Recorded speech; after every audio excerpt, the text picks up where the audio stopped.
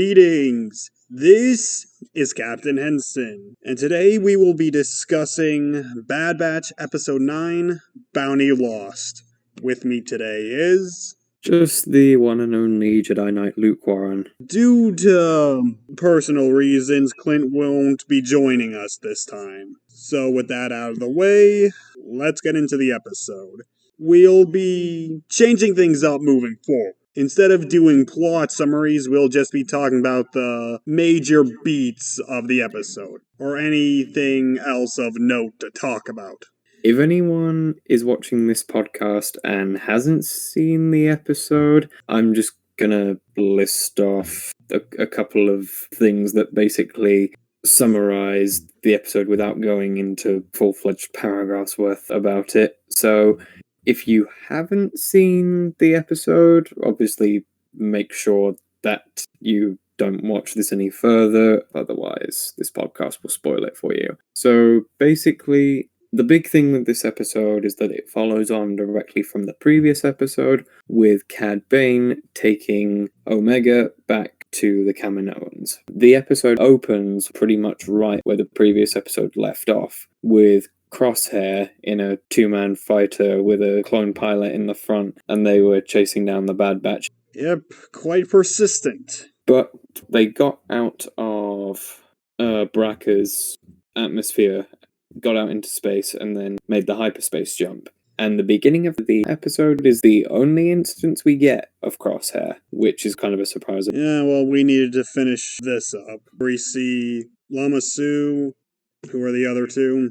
Nalase and Tonway, who I believe was the Kaminoan that greeted Obi-Wan in Attack of the Clones when he first arrived on Kamino. Yeah, I think so. So we see them talking, and essentially all we get is Lama Su wants Omega back and then terminate her.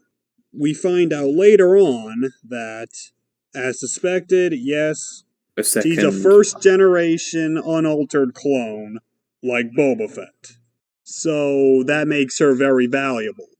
The Kaminoans want her for that very reason. We cut to Cad Bane's ship, and I don't remember if we brought it up last episode, but maybe we didn't get a good look at it last time. But here, when Bane takes his hat off, we see a metal plate. And I've heard this said elsewhere, but I think this is an indication that the shootout with Boba Fett did indeed happen. So that whole story arc from TCW is canon. You did say in the previous podcast that Dave Filoni has apparently gone on record saying that the animatics of unfinished TCW episodes are considered canon. Yeah, they are. But of course, since this is Dave Filoni, anything can happen with continuity. Yeah, if it's not already released publicly, and even then, it doesn't matter. Point is, it seems like Cad Bane's arc with Boba Fett did happen. When Cad Bane arrives with Omega and Todo in the Leto system, and Omega escapes the ship after a sort of cat and mouse chase moment, she gets to a doorway and manages to open it because the activation panel is very similar to the type that can be seen in Topoka City on Kamino. And while she is trying to speak to the Bad Batch, they can't get a good signal, and just after Omega opened the door, she turns her back to see that Cad Bane has caught up with her. And as Bane is trying to force Omega to come back with him, Fennec Shand appears. Did we mention that this was an abandoned Kaminoan facility? I don't think we did. Okay, so yeah, this is an abandoned Kaminoan facility. Cad Bane is going there so we can pass Omega off to Tonwee and he can get his payment. But of course, Fennec kills her because she's working with Nala Se. And that's where we find out that, yes, they are indeed working for different Kaminoans. So they have a fight, and Cad Bane has a difficult time, funny enough. It does seem like Fennec does care about Omega to a certain point. But how much? Hard to say. Again, Omega is still very much a bounty for her, but I do think she does care about her on some level.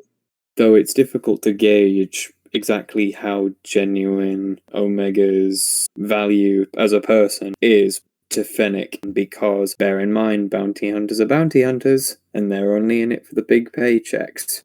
Yes. So, yeah, Omega is able to escape. Toto gets humiliated a lot in this episode. Yeah, should we wind back a little bit to the second scene of the episode? Near the start of the episode, Omega is able to trick this droid into releasing her because, he wants to be repaired. So he allows her to check him out, and she shuts him off. Though I have no idea why Cad Bane keeps this guy around. Because later on, Luke, you say it. Are you thinking of the moment towards the end of the episode where Omega is climbing down the ladder to try and make it all the way down to the parking lanes, and then Omega not only manages to kick Toto away, but when she eventually finds a pod ship, Toto can't hold on for long enough, and he just loses his grip and flies all the way back down through the atmosphere. You could even rewind. The one useful thing he does is get the briefcase of credits away from Fennec. But it doesn't matter. Those credits fall a great distance down. So I think... Why does Bane keep this thing around? Probably because he needs someone to have as a butler of some kind, I guess. He must care about this thing if he's kept it around this long. And with how many times he's fucked up, there's gotta be a soft spot there. I could very well be wrong, but I think in this Bad Batch episode, Toto screwed up more than any of his moments in TCW. Make of that what you will. But, speaking of humiliation, Fennec essentially wins the fight between them.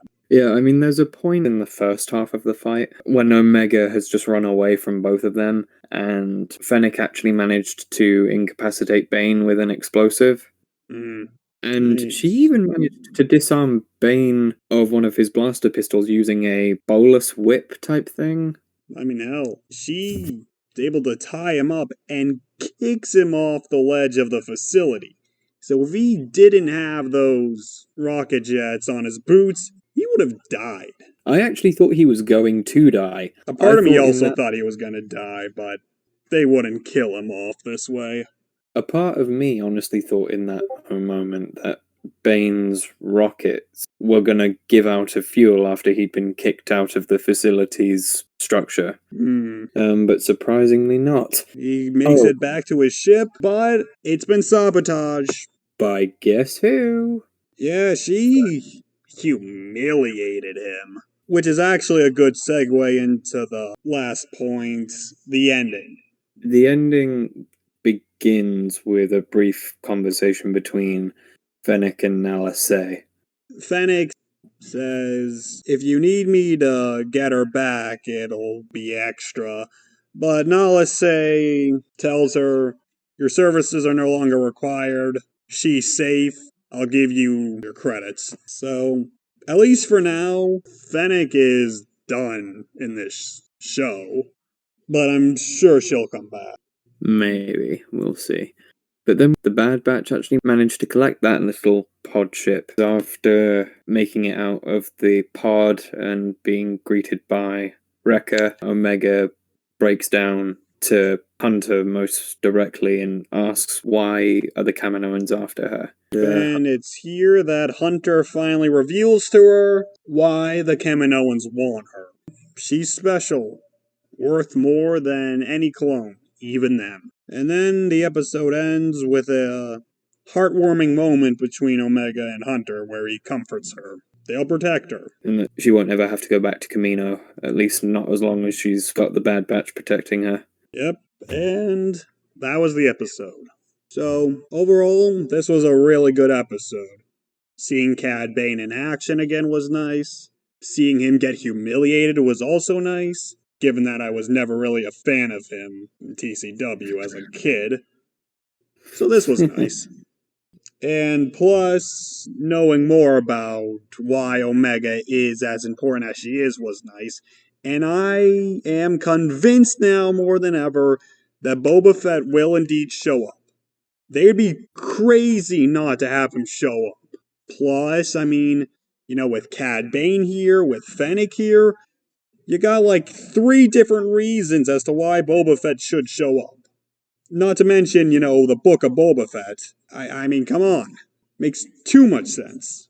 And then that aside, the Bad Batch, were pushed to the sidelines this episode, but it worked. Getting more time spent with Omega in this situation, seeing the 2 bounty hunters. All that said, this was a really great episode. Yeah, this episode was really, really good. It was definitely one of the more action-driven episodes for the Bad Batch, which I think is quite rare. I would say most of the previous episodes have been more character-focused, but that's not to say that the more character-based moments that we did get in this episode were bad by any means. Those moments were great. Seeing a more caring side to Nala Se regarding Omega was quite the surprise, as was hearing Lama Su's desire that he wants Omega terminated. The confrontation between Bane and Fennec was great. Having Todo humiliated the ever-living crap out of, from having his leg purposefully welded the wrong way to them being switched off, all because he fell for Omega's sarcasm, to then having his grip lost on the pod ship when Omega escaped and saying, "You won't get away with this." One of the greatest bounty hunters as one of the most useless droids as a companion. Though you can't deny Todo's uselessness is what makes him entertaining to Endearing. watch. And also, before Fennec made her first appearance in this episode, Omega's comlink was destroyed, so this puts Omega in a more vulnerable position again. And the ending was probably the most heartwarming moment of the entire show so far. That it was. So we shall see what happens next, but until then, we've come to the end of yet another Bad Batch podcast. Great episode, and can't wait to see what comes next. With me today was Luke Warren signing off, everyone. May the Force be with you. And of course, the always great and fantastic Captain Henson signing off. See you all next time.